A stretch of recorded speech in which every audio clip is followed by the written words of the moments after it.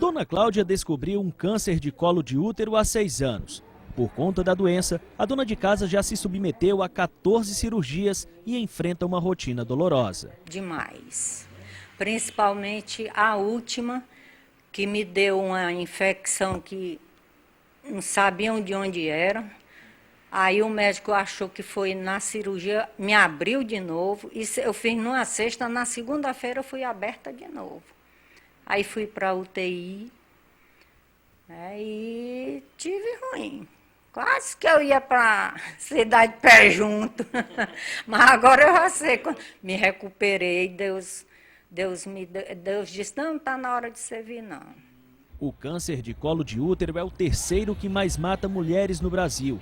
De acordo com o INCA, Instituto Nacional do Câncer, em 2014 vão aparecer 11 mil novos casos no país, 400 deles no Piauí.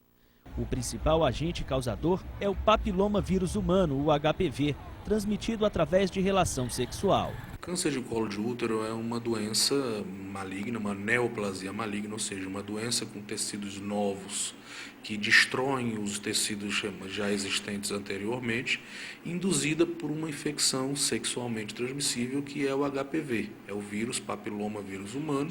Esse vírus se pega através da relação sexual e esse vírus, uma vez contaminando essas células, ele proporciona que essas células se multipliquem de maneira desordenada, gerando a lesão cancerígena, no caso o câncer do colo do útero. O principal meio de diagnóstico do câncer de colo de útero é o exame do Papa Nicolau. Antes de virar câncer, as lesões elas são lesões pré-clínicas, são lesões que demoram em média 10 anos para se transformar no câncer de colo de útero e são possíveis de serem detectados através dos exames de rotina no ginecologista, que seriam a citologia oncótica e, quando necessária, a colposcopia, que são os exames de prevenção, os exames preventivos para as mulheres. Para evitar a incidência de novos casos da doença, iniciou esta semana no Piauí a campanha de vacinação contra o HPV.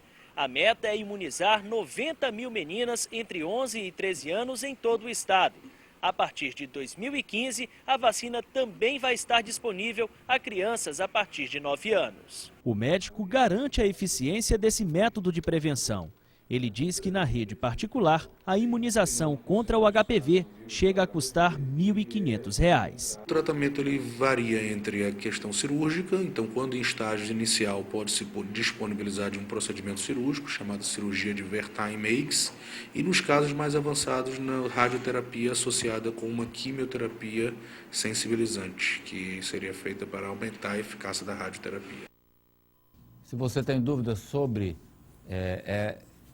esse problema, câncer no colo do útero, pode mandar sua pergunta, telefone, WhatsApp, redes sociais, Facebook, porque nós estamos recebendo aqui no estúdio o cirurgião oncológico do Hospital São Marcos, Eide Coelho. Boa tarde.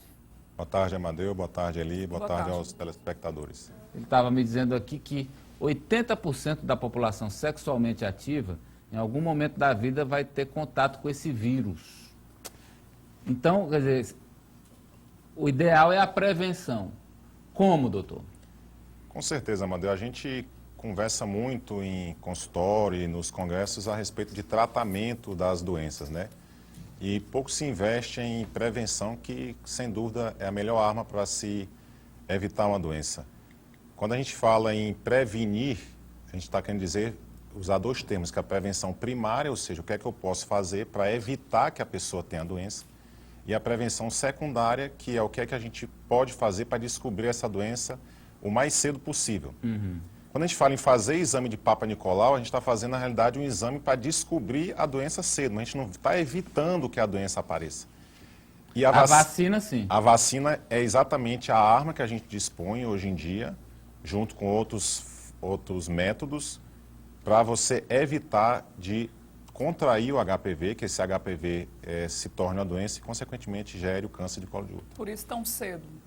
Na realidade, a vacina ela não é contraindicada em nenhuma faixa etária. Os estudos iniciais foram feitos em pacientes jovens por dois motivos. O primeiro é que essas pacientes elas têm uma resposta imune mais desenvolvida. Então, a paciente, quanto mais cedo ela toma a vacina, maior a quantidade de anticorpos que ela vai produzir.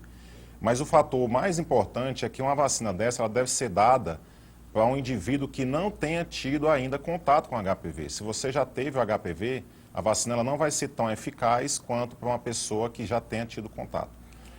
Essa vacina que está sendo disponível pelo Ministério da Saúde, ela é feita para 4 tipos de HPV, que são os mais comuns e os que mais causam problemas na raça humana, que são o HPV 6, o 11, o 16 e o 18. Mas existem mais de 150. Então, selecionou-se os 4 mais frequentes, os 4 que mais causam problemas, e a partir desses subtipos é que foi feita a vacina. Doutor, no caso de alguém que já tem uma idade, a vacina pode ser dada, tem a mesma eficácia de uma vacina para um adolescente? O máximo de eficácia que é visto na vacina são para as pacientes, para as mulheres e os homens que ainda não entraram em contato com HPV. Por isso que é escolhida essa faixa etária de 9 aos 13 anos. Porque espera-se que nessa faixa etária o indivíduo não tenha tido relação sexual. Agora, uma pessoa com idade de 15, 16, 20, 30, nada contraindica essa pessoa a tomar a vacina. Só que o benefício que uma mulher que já é sexualmente ativa vai ter da vacina não é tão grande quanto de uma paciente. A camisinha pode prevenir? O HPV, sem dúvida alguma. A orientação é que, tanto do Ministério da Saúde como a Organização Mundial de Saúde, é que mesmo a pessoa tomando a vacina, ela vai estar se protegendo contra 4 tipos de HPV de um total de 150 ou mais. Então, se ela não continuar usando a camisinha, ela pode adquirir um outro tipo de HPV. Inclusive nas relações conjugais? Veja bem, Amadeu, se você tem um parceiro fixo, o marido, e confia nesse parceiro e sabe que esse parceiro é saudável, não há porquê, de maneira alguma, ter esse excesso de zelo com o seu parceiro fixo, digamos assim. Mas se você ainda não tem um parceiro fixo, a orientação é que você use camisinha, não só para proteger do HPV, como para proteger de inúmeras outras doenças sexualmente transmissíveis, como a AIDS, por exemplo. A vacina para outras faixas etárias, ela é paga, não é, doutor? Ela é paga. É um pouquinho cara, né? Esse é um grande fator limitante da vacina para o grupo etário fora do sistema de vacinação proposto pelo Ministério da Saúde. A vacina é cara, por isso que, por exemplo, uma paciente de 30 anos de idade que já tem uma vida sexualmente ativa há alguns anos, essa paciente é melhor ir no consultório, conversar com um especialista para ver o risco e o benefício, custo efetivo de tomar essa vacina, saber se realmente vai valer a pena, muito, com certeza, por conta do custo que é bem elevado. Doutor, uma vez o vírus instalado, o que fazer? Ele não tem cura, né?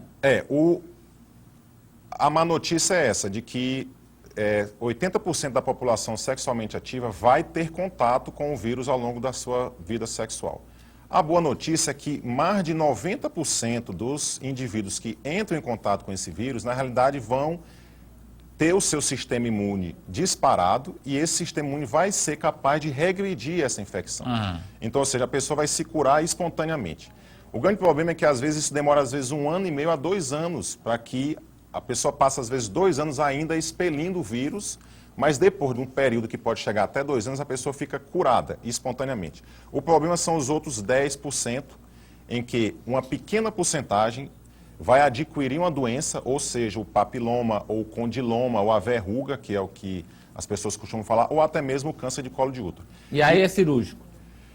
Nem sempre. Assim, as verrugas, por exemplo, que são esses condilomas que a população conhece como crista de galo, ela pode ser tratada com medicações tópicas, que são tratamentos locais que a gente aplica para que essa verruga desapareça. E o câncer de colo de útero ele pode ser tratado ou através de cirurgia, ou através de radioterapia, ou através de quimioterapia, dependendo do caso. Tem muita pergunta aqui, doutor. Por exemplo, aqui está perguntando se a endometriose pode se transformar em câncer do colo do útero, se a vacina vai valer para outras faixas etárias, se a mulher que tem HPV faz uma histerectomia, ela fica livre da doença? Sobre a endometriose, não há nenhuma relação entre a endometriose e o câncer de colo de útero, não há nenhuma associação direta. A segunda pergunta... Se vai valer para outras faixas etárias a vacina ou não? Não, a princípio, é uma questão que pode parecer até um pouco estranho o Ministério da Saúde liberar a vacina, por exemplo, só para mulheres nessa faixa etária. Mas quando se faz um programa desse nacional com uma vacina com um preço relativamente alto, você tem que fazer uma relação de custo e efetividade, ou seja, são alguns modelos matemáticos para ver o custo e a perspectiva de resposta que se espera com essa vacinação da grande população. E baseado nisso, o Ministério estuda desde 2006 a aplicação dessa vacina, de maneira mais persistente desde 2011, e chegou-se aos dados de que a vacinação das mulheres nessa faixa etária seria o suficiente para a gente ter uma diminuição considerável na incidência do câncer de colo de útero ao longo dos anos. Quero agradecer, doutor, pela presença aqui e pelas informações. Muito obrigado. Eu que agradeço, fico à disposição. Olha,